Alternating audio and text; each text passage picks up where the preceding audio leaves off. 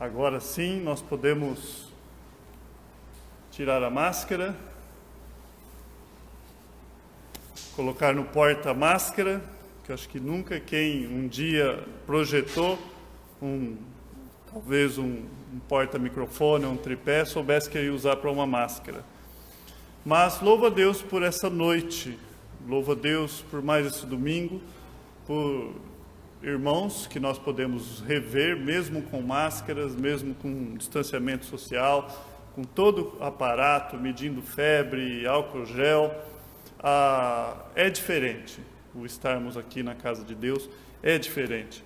E essa noite eu quero falar exatamente sobre isso. Eu não sei se eu consegui colocar o título na mensagem, eu tentei ali, eu acho que sim, mas a mensagem dessa noite vai ser: não desprezais a igreja de Deus. E eu já peço que você abra a sua Bíblia lá em Efésios capítulo 1, nós vamos começar por lá. E você pode ficar em Efésios mesmo, eu vou estar citando outros, mas você pode continuar aí que nós vamos ler alguns versículos em Efésios. Efésios capítulo 1. Você que está em casa me vendo, você pode vir à noite. Se não tiver lugar, nós organizamos lá fora. Então, se tem alguma dúvida, pode entrar em contato comigo ou com o grupo. Mas se você tem desejo de vir à noite, pode vir. Semana passada tivemos visitantes na escola dominical. Hoje, no fim da escola dominical, nós tivemos alguém aqui procurando saber o horário também. E tudo para a honra e glória de Deus. Nós vamos agora adorar ao nosso Deus através da sua palavra. Já fizemos isso através da música e agora através da sua palavra. Eu quero ler do verso 18 ao 23 de Efésios capítulo 1. Nós vamos falar um pouquinho hoje sobre consolidar a igreja, falar um pouquinho sobre a bênção que é a igreja do nosso Senhor Jesus Cristo, a bênção que é participar dessa igreja. E por isso o tema: não desprezais a igreja de Deus. E eu peço que Deus use-me apenas como instrumento para desafiarmos em dias tão confusos. Efésios 1, do 18 ao 23.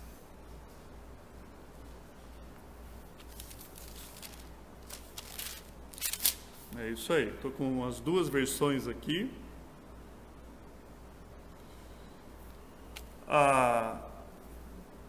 Iluminados os olhos do vosso coração, para saberdes qual é a esperança do seu chamamento, qual a riqueza da glória da sua herança nos santos, e qual a suprema grandeza do seu poder para com os que cremos, segundo a eficácia da força do seu poder. Verso 20. O qual exerceu ele em Cristo, ressuscitando-o entre os mortos e fazendo assentar à direita nos lugares celestiais, acima de todo principado e potestade, e poder, e domínio, e de todo nome que se possa referir, não só no presente século, mas também no vindouro, e por todas as coisas debaixo dos pés, e para ser cabeça sobre todas as coisas, o deu à igreja. O verso 23. A qual é o seu corpo? A plenitude daquele que a tudo enche em todas as coisas. Vamos orar essa noite. Pai, obrigado pela sua santa palavra. Ajuda-me, ó Deus, nesse pequeno tempo. Fale conosco, Pai, por graça. Eu coloco todo aquele que vai ouvir essa mensagem, o Senhor possa estar falando em nossos corações. Fale, Senhor, como o Senhor falou comigo. Ó Deus, e que essa mensagem possa nos desafiar a olharmos para a sua igreja com um olhar mais sério, com maior reverência. Ó Deus, sou apenas servo. Nada do que eu vou falar aqui, ó Deus, que possa ser de mim mesmo, mas possa ser a sua palavra, revelada do alto céu. Ajuda-me, ó Pai, eu te peço em nome do seu Filho Jesus. Amém e Amém. Consolidando a igreja. Às vezes eu vou ler aqui na NVI, mas por eu ler a imagem aqui é mais fácil por questão até da minha própria visão. O que é consolidar? É quando você dá forma a alguma coisa, um jeito mais fácil de você entender. Quando você pega diversos aspectos de uma coisa e você consegue dar um formato para aquilo, você está consolidando. Ela já existe, mas você está de alguma forma ali efetivando, mostrando aquilo lá. Quando falamos de igreja, é mais fácil você experimentar a igreja do que falar sobre igreja, ou definir igreja. Se alguém pedir para você assim, olha, defina a igreja, o que você diria? Essa igreja, a igreja a qual nós pertencemos, a Igreja Batista Ebenezer em Barretos, nós chamamos de igreja visível. É a igreja local, onde nós nos reunimos, nós nos congregamos. É a igreja nessa cidade, congregamos com outros irmãos, que possivelmente nesse momento outras igrejas estão com suas portas abertas, estão transmitindo os seus cultos, e nós congregamos com eles. Nós não cremos mais numa única igreja, numa cidade, como diz lá em Apocalipse. A começar lá não dá o nome de todas as igrejas, mas apenas de 7 igrejas, simbolizando a totalidade, a perfeição do nosso Senhor Jesus Cristo com a sua igreja e a sua igreja. Agora, a igreja invisível é a igreja como Deus enxerga. A igreja visível é essa igreja que nós enxergamos, que contempla pessoas a qual os seus olhos alcançam. A igreja visível. A igreja invisível, ela contempla pessoas de várias épocas, gerações, e ainda vai haver pessoas que vão fazer parte dessa igreja maravilhosa. E a primeira coisa que eu quero lembrar essa noite, que nós facilmente esquecemos, é que essa igreja, não só a visível como a invisível, é a igreja que Deus tem como Cristo como o cabeça. Cristo é o cabeça dessa igreja. Paulo, nesse texto que nós lemos aqui, ele diz: quero que conheçam o poder de Deus. Esse poder de Deus atua em Cristo. E Cristo foi exaltado, e agora esse poder atua em vocês. Basicamente é isso que ele está dizendo. Eu quero que vocês conheçam o poder de Deus. Esse poder está em Cristo. E aí vem uma pergunta: em qual intermédio ou por qual intermédio você acha que o poder de Deus atua na vida dos homens? Tanto na questão da salvação, como na questão da edificação. Como que funciona isso? Como que o poder de Deus ele atua nas nossas vidas? Nós jamais podemos esquecer que é através do cabeça, Cristo Jesus. Ele é o centro da igreja. Ele é o provedor de todo o poder que a igreja precisa. Ele é o sustentador da igreja. Ele é quem mantém essa igreja. Lá em Apocalipse, quando começamos, lá no capítulo 1, 2 e vamos até o 4 ali, logo no início você já vê a carta às igrejas do próprio Jesus Cristo avaliando as igrejas. Agora, é onde nós vemos a importância da igreja para nós. E Paulo ele ora para isso, ele fala: eu oro para que vocês conheçam o poder de Deus através de Cristo, que é o cabeça dessa igreja. Ou seja, que vocês conheçam que vocês estão unidos com Cristo. Ou quando nós vamos cear ao Senhor, o que significa? Que nós fazemos parte desse corpo. Um dos motivos em que eu não aprovei, não aprovo, não consegui encontrar isso, liberdade em Deus, a qual vou prestar conta, em fazer ceia online, porque uma das características da ceia é a própria comunhão com o corpo. E quando nós fazemos isso, você está dizendo que você faz parte de um corpo. Se você faz parte de um corpo, você está dizendo que o cabeça desse corpo é Cristo Jesus. Então, qualquer bem espiritual que você recebe em Cristo é porque nós estamos unidos com Cristo na igreja, a qual Ele é o cabeça. Agora, nós não somos unidos apenas como indivíduos, não somente como indivíduos, mas como um corpo e sua cabeça. Resumindo, Cristo não é a minha cabeça, Cristo é o cabeça da igreja, Para um cristão, não existe vida fora da igreja, não existe ovelha sozinha. Não existe alguém que pode bater no peito e falar, eu sou cristão e eu tenho minha vida à parte da igreja. Não tem como.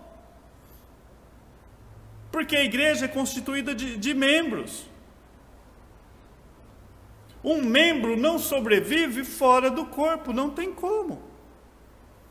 Por isso que aí mesmo em Efésios, no capítulo 1, o verso 3, Paulo fala, bendito seja o Deus e Pai do nosso Senhor Jesus Cristo, que nos abençoou com todas as bênçãos espirituais nas regiões celestiais em quem? Em Cristo. Você é abençoado.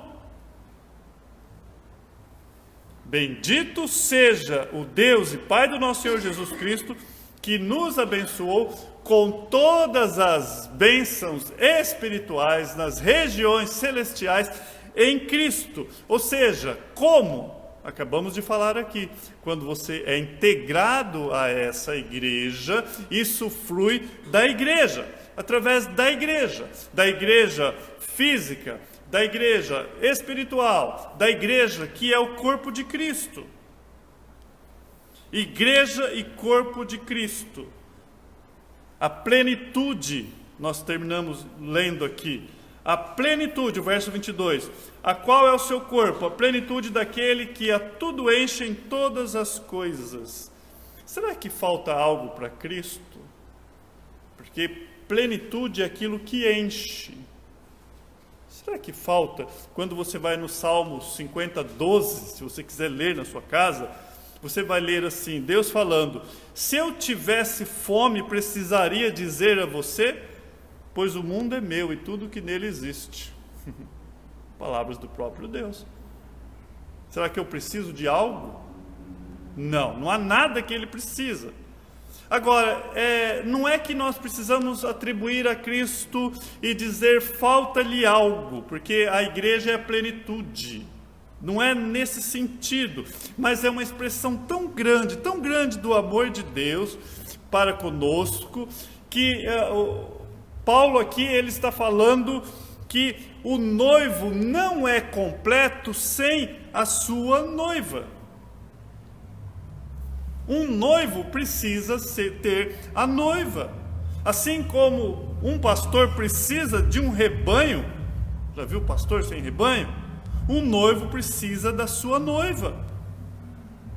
É uma expressão tão forte, tão grande, que o noivo diz que não seria completo sem a sua noiva. A igreja é a plenitude, Vamos ler novamente 1, 22, 23. Deus colocou todas as coisas debaixo dos seus pés, o verso 22, e o designou como cabeça de todas as coisas para a igreja, que é o seu corpo. A igreja é o corpo de quem? De Cristo. A plenitude daquele que enche todas as coisas em toda e qualquer circunstância. Faz sentido para você a importância da igreja com Cristo? A igreja de Cristo? Que nós fazemos parte de um corpo a qual Ele é o cabeça. Somos reconciliados nesse corpo. E agora você não é mais estrangeiro, agora eu não sou mais estrangeiro, mas eu faço parte da família de Deus. Agora a palavra de Deus fala que eu sou a habitação do Espírito de Deus, do Espírito Santo. Somos templo do Espírito, a igreja é o templo do Espírito. Nós somos família de Deus. Agora, você ouve lá no Velho Testamento, quando você vem estudando toda a Escritura, lá no Velho Testamento, você se identifica como povo de Deus. E agora, quando você fala povo de Deus e família de Deus, parece que tem a mesma conotação, que é de pertencimento. Agora, mas é na família que nós temos a adoção, é na família que nós temos o mais alto privilégio que o Evangelho oferece. Se alguém falar para você assim, olha, você faz parte desse povo, é uma coisa. Se alguém falar para você, olha, você faz parte dessa família, é uma outra coisa. Entende a intimidade e a proximidade disso? Percebe a revelação progressiva, como Deus veio falando para nós, o quão íntimo nós nos tornamos dele? A grandeza que é a igreja. E nós temos um Pai. E não tem como ter Deus como Pai, nós estamos falando isso na escola dominical, se vocês chamam Deus por Pai, nós vamos ler 1 Pedro daqui a pouquinho. Não tem como você dizer que tem Deus por Pai se você não tem um ao outro como irmão. Deus é Pai, tá bom, onde estão os seus irmãos? Então, se você tem Deus por Pai, você tem a igreja como seus irmãos, não uma igreja virtual. Eu peço a Deus que aos poucos nós possamos estar nos reunindo, e na medida que nós formos voltando, você talvez ter um gosto diferenciado pela igreja, saber o tanto que ela faz falta. Esse é o ponto que muitos não percebem. Tratam Deus como Pai, mas desconsideram a igreja como irmãos e irmãs. Para você ter Deus por Pai, você tem que pertencer à família de Deus. Você tem que pertencer à igreja. Nós somos indivíduos, Deus nos trata como indivíduos? Sim, mas não desconexo do corpo. Como você trata a sua mão esquerda, como você trata a sua mão direita, como indivíduos distintos, mas não quer dizer que ela não faz parte do corpo. E Deus nos trata assim. Deus nos considera como indivíduos. Olha, se você pode ir lá para o seu quarto e orar em secreto, que Deus em secreto o ouvirá. Quer coisa mais íntima do que isso? Mas o plano de Deus é a igreja, o plano evangelístico de Deus é a igreja. Deus compra um povo de propriedade exclusiva para proclamar as suas virtudes, que é a igreja. Por isso que em 1 Pedro 1,16, pela manhã, nós aprendemos, sede santos, porque eu sou santo. Por isso que lá, Pedro vai continuar, uma vez que vocês chamam Pai, aquele que julga imparcialmente a obra de cada um, portem-se com temor durante essa jornada de vocês, durante essa peregrinação. Então, o povo exclusivo de Deus é chamado a viver uma vida de santidade. Somos chamados a refletir quem Deus é. Então, a igreja, ela reflete a Deus. Por que eu sou chamado a amar? Por que eu sou chamado a ser misericordioso? Por que eu sou chamado a perdoar? Por que eu sou chamado a ser santo? Porque eu faço parte de um corpo. Nós somos chamados apenas, aliás, nós não somos chamados, olha que interessante, apenas pessoalmente, mas coletivamente, a sermos como uma igreja santa. O corpo de Cristo. A igreja, a qual Ele é o cabeça. E se Ele é o cabeça, então tem algumas coisas que nós precisamos considerar. Como união, ele está unido a nós, não tem como desligar, como você corta a cabeça. Cortou a cabeça, o corpo padece. Não tem como, está junto. Então, primeira coisa que dá essa conotação, essa figura. Se Cristo é o cabeça, não tem como desligar. Então, há uma união. Cabeça é o pensante, é quem cuida do corpo, quem zela pelo corpo. Então, outra conotação é de cuidado, é de governo. Isso gera interdependência, edificação mútuas. Nada de desigrejados, solitários. Pertencemos a esse corpo. 1 Coríntios 12, 25, 26, Paulo fala assim: a fim de que não haja divisão no corpo, mas sim que todos os membros tenham igual cuidado um pelos outros. A mão direita cuida da esquerda, os olhos vigiam todo o corpo para onde está andando, para não cair. No 26 ele fala: mas quando um membro sofre, todos os outros sofrem com ele. Quando um membro é honrado, todos os outros se alegram com ele. Você se alegra com a igreja de Deus. Quando estudamos Romanos, quando começa Romanos, você vê Paulo orando por uma igreja que ele não plantou. Malemar, você ora, ou nós oramos por da nossa igreja, imaginou você orar por uma outra igreja? Isso é visão de reino. Orar lá pelos nossos irmãos da Bíblica, da Central.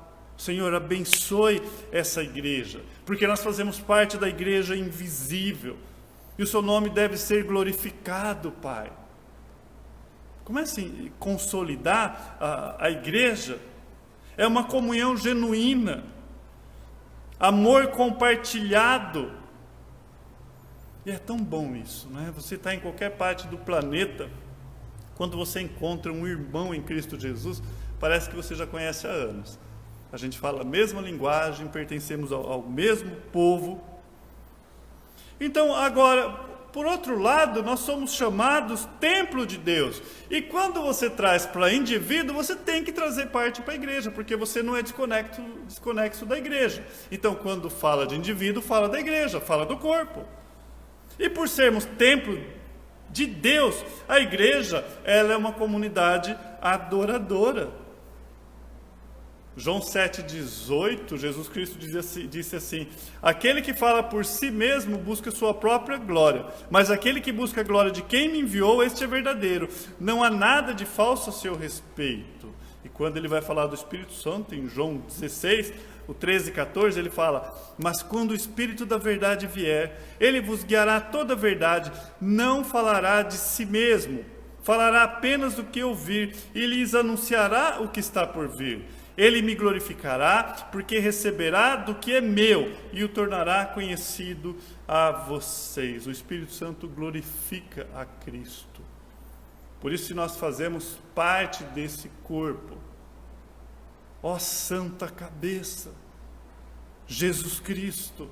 Se o Espírito Santo habita em nós, por isso que o centro da igreja tem que ser Jesus Cristo. Por isso que a palavra de Deus vai nos chamar de templo do Espírito. Então a igreja, ela é o templo do Espírito. Se entendemos que todos agora que estão essa noite aqui são verdadeiramente convertidos, aqui verdadeiramente o templo do Espírito, a congregação reunida em torno do nome do Senhor Jesus Cristo. E é o Espírito Santo que media o nosso relacionamento com Deus. É Ele, comunicando a presença de Deus aos nossos corações através da palavra dEle, nos santificando, edificando a sua amada igreja. O Espírito une, Ele faz isso. O Espírito une os crentes, amados, como pedras no templo. Deus, através da sua criação e comunhão, a igreja é um edifício vivo. Um edifício vivo. Agora, outra coisa, a igreja é um palco. O que é um palco? Algo que está exposto para as pessoas assistirem. A igreja é o palco da sabedoria de Deus. E o que o mundo assiste? Efésios 3, do verso 8 ao 12, Paulo fala assim: embora eu seja o menor dos menores dentre todos os santos, foi-me concedido esta graça de anunciar aos gentios as insondáveis riquezas de Cristo e esclarecer a todos a administração deste mistério. Qual mistério? O Evangelho. Que durante as épocas passadas foi mantido oculto em Deus, que criou todas as coisas. Agora olha o verso 10. A intenção dessa graça era que agora, mediante o quê? A igreja. Aí ele continua, a multiforme sabedoria de Deus, a igreja, multiforme sabedoria de Deus, se tornasse conhecida. Você faz parte da igreja de Deus? Se tornasse conhecida dos poderes, das regiões, das autoridades nas regiões celestiais, verso 11, de acordo com o seu eterno plano que ele realizou em Cristo Jesus, nosso Senhor, por intermédio de quem tivemos livre acesso a Deus, em confiança pela fé nele. Igreja, a multiforme sabedoria de Deus. Deus deseja que a igreja transmita, Deus deseja que a sua sabedoria se torne conhecida dos poderes e autoridades nas regiões celestiais, e Ele faz isso através da sua santa igreja. A igreja não existe para o seu próprio fim. A igreja não é um clube social onde as pessoas vão lá simplesmente para fazer amizade. A igreja não existe para apenas animarmos uns aos outros, em que um assiste e o outro sobe aqui para fazer micagem, para poder entreter. É muito mais que isso. É um plano magnífico de Deus que retorna para a glória de Deus, porque dele, por ele e para ele são todas as coisas, glória, glória sempre, eternamente a ele. E a igreja glorifica a Deus. É na igreja que Deus é glorificado.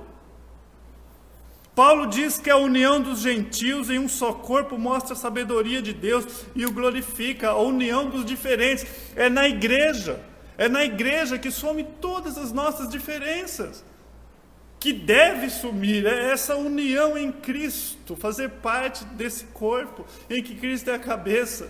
Não tem mais rico, não tem mais pobre, negro, branco, amarelo, azul, vermelho, diplomas, iletrados, acaba tudo e nós passamos a ser um só em Cristo.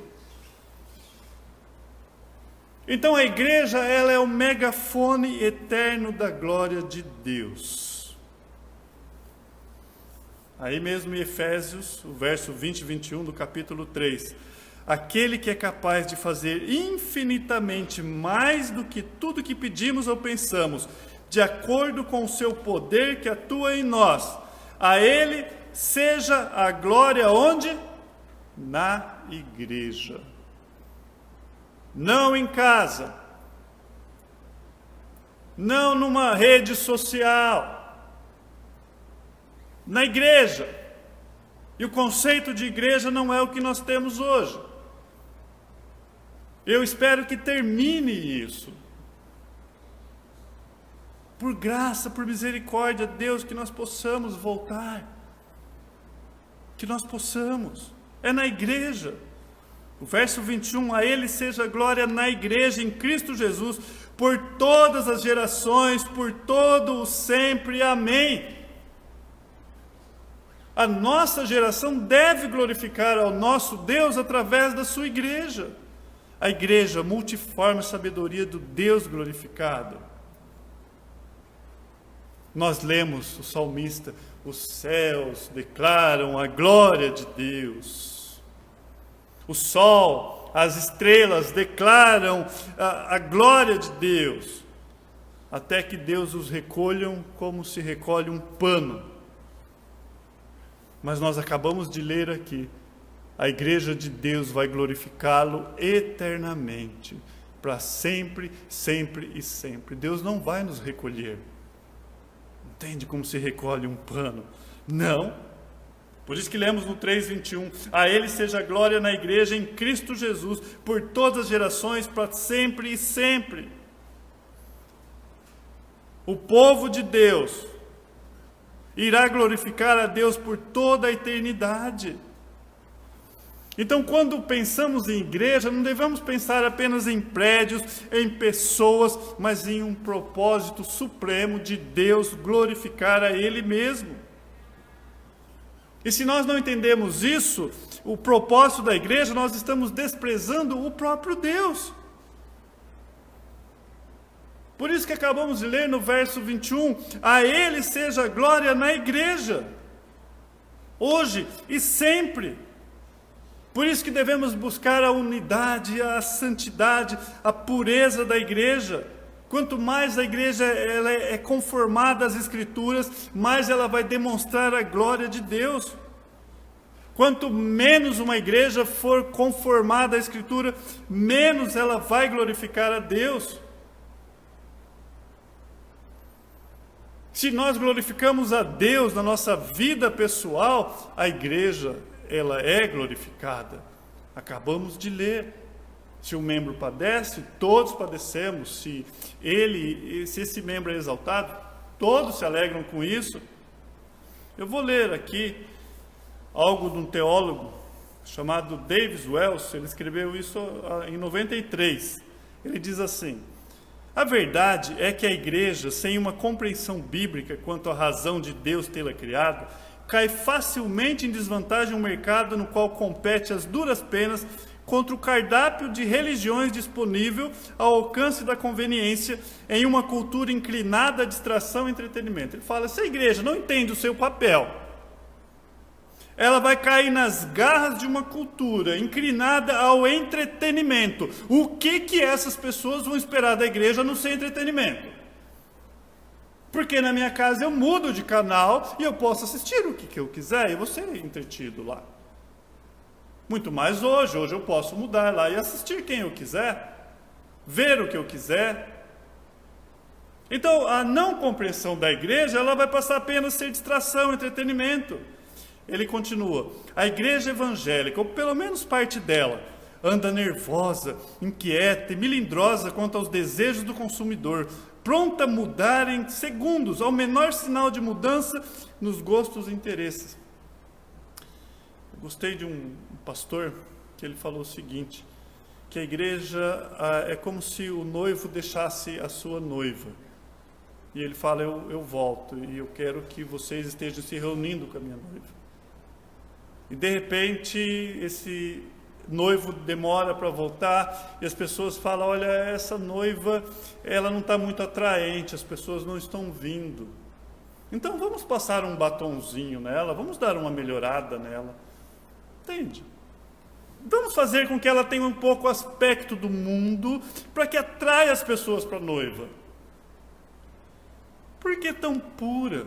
Por que tão santa? É isso que ele está falando aqui, dos seus melindros. Quanto ao desejo do consumidor, passaram a ter consumidores.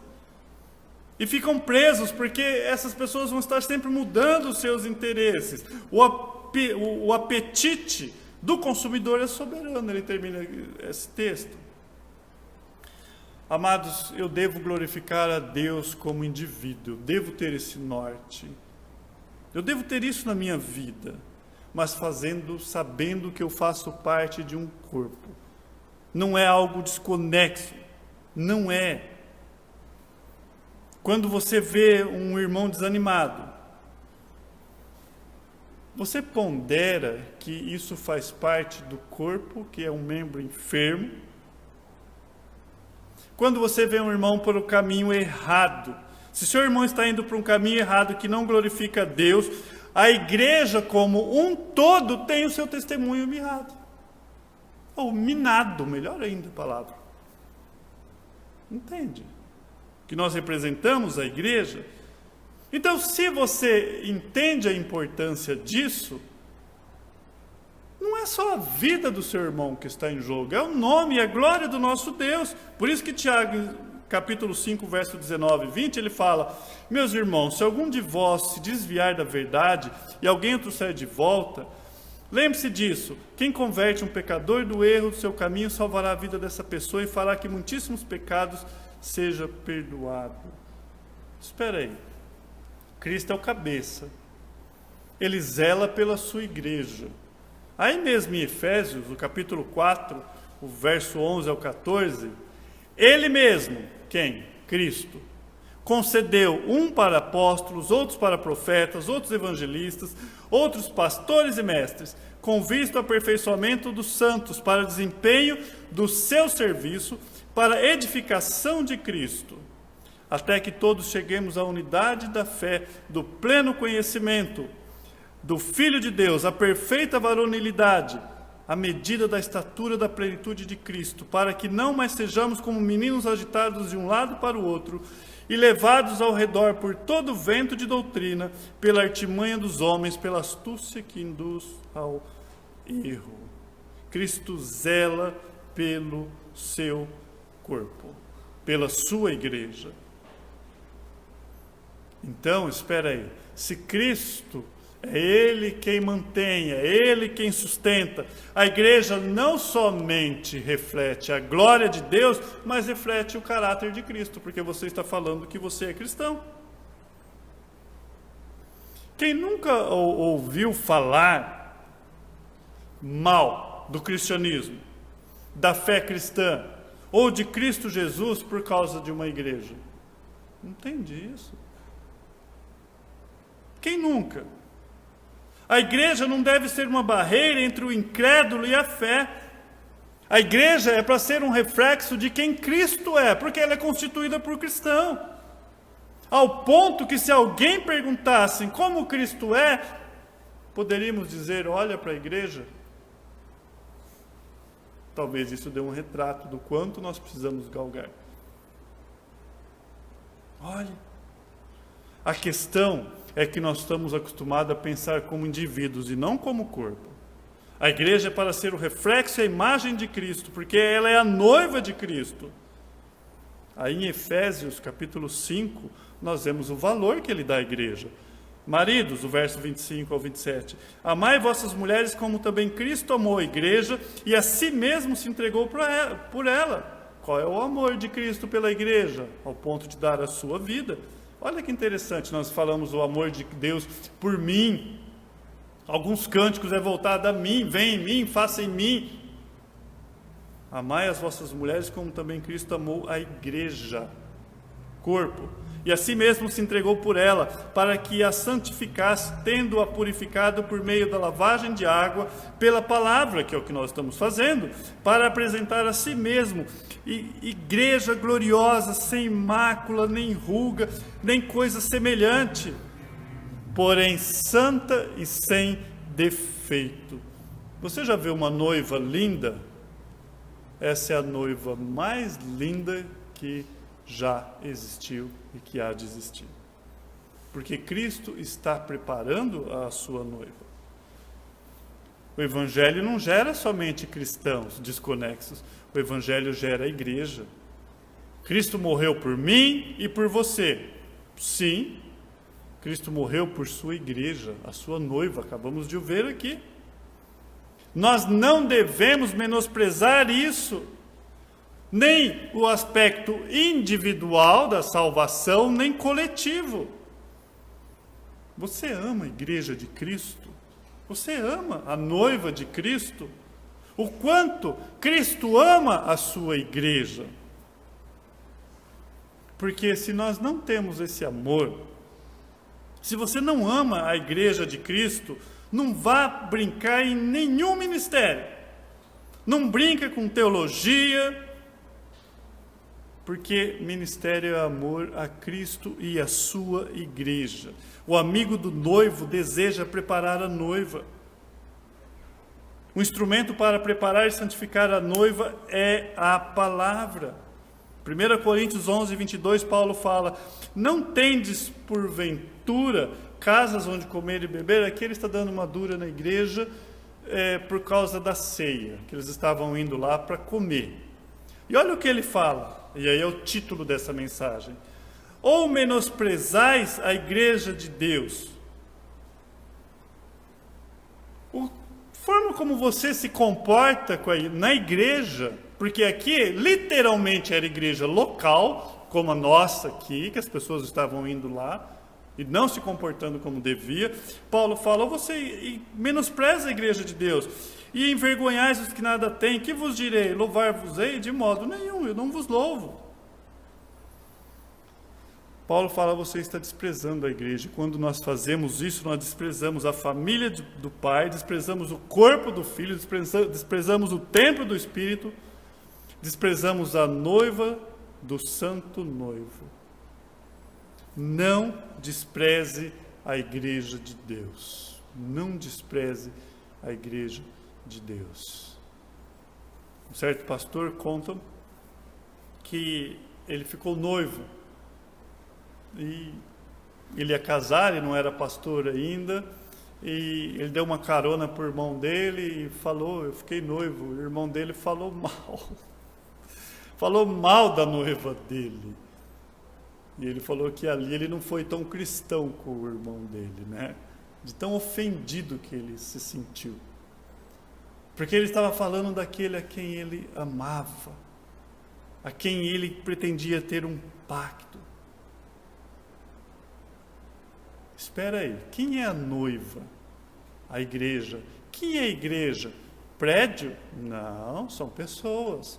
Pensa numa igreja centenária, às vezes 50, 100, 200 anos, você vai lá hoje, às vezes tem algum senhor, alguma senhora, os anos se passaram, muitas histórias, muitas ocorrências, o prédio continua. Ou às vezes uma igreja que era morta e hoje ela é viva. Por que isso? Mudou a cor da parede? Mudou de endereço? Ou mudou de pessoas? Ou mudou as pessoas? Porque quando se fala mal de uma igreja, você está falando de pessoas. Quando você fala que aquela igreja é problema, você está falando que pessoas que estão dentro dessa igreja são problemas. Quando você fala que aquela igreja é uma bênção, você fala que aquelas pessoas são instrumento de Deus para abençoar. Igrejas são pessoas, são vidas, somos nós, cujo cabeça é Cristo Jesus. A igreja deve glorificá-lo hoje e eternamente. Não desprezamos a igreja de Deus. Vamos orar, agradecer? Pai, obrigado pela sua santa palavra. Dia após dia, Pai, que nós possamos estar consolidando a sua igreja, valorizando a sua noiva. Ó Deus bendito, que nós possamos a cada dia, ó Deus, buscar isso, que isso possa queimar os nossos corações. E que se porventura o Senhor nos der mais uma oportunidade de podermos congregarmos, isso é graça, que nós possamos lembrar da bênção que é participar desse corpo. Mas enquanto isso, ó Pai, nós não desprezamos que nós fazemos parte da igreja invisível, mesmo em nossos lares distantes uns dos outros. A grande maravilha de tudo isso, que apesar de haver pessoas do mundo inteiro que podem estar conectadas, ó Deus, se elas fazem parte desse corpo, cujo Senhor é o cabeça, elas estão conectadas em Ti. Ó Pai, mas não deixe que isso atrapalhe a comunhão que temos contigo e um para com os outros. Não nos deixe cair em ciladas de Satanás. Ajuda-nos, ó Pai. Ajuda-nos em tempos tão difíceis. Ó Deus, abra nossas mentes e corações para que nós possamos viver a verdadeira igreja, a qual o seu Filho deu a vida por ela. Te agradecemos essa noite por mais essa porção, que possamos aprender cada dia mais de Ti e colocar em prática. Te louvamos e te bendizemos em nome do seu Filho Jesus. Amém e amém. Estamos assim terminados. Vamos glorificar a Deus através das nossas vidas. Tem a semana inteira pela frente. Hoje é o primeiro dia da semana. Estamos iniciando Não deixe para segunda-feira, quando você fala assim, a partir de amanhã eu vou fazer tal coisa, você não vai fazer. Comece hoje, agora. Quando a palavra de Deus fala conosco, você já sai dali resolvido. Você fala, não, eu preciso glorificar a Deus através da minha vida, porque eu faço parte dessa igreja. A igreja visível e invisível. E eu não pedi para colocar esse cântico hoje, por coincidência nós cantamos, que essa igreja sempre seja consagrada só a Ti. Dia festivo. Louvado seja Deus, estamos assim terminados. Amém.